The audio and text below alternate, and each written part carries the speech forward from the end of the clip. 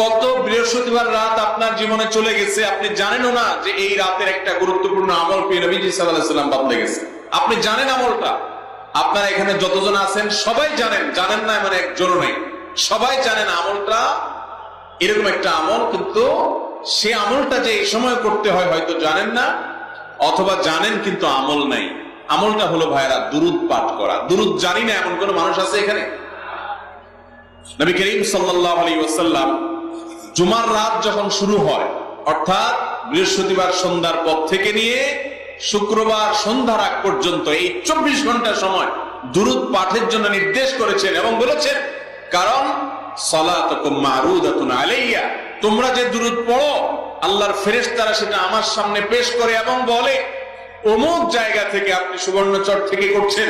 তো আল্লাহর ফেরেশতা বলবে যে হে আল্লাহর রাসূল, সুবর্ণচর থেকে বাংলাদেশের ওই থানার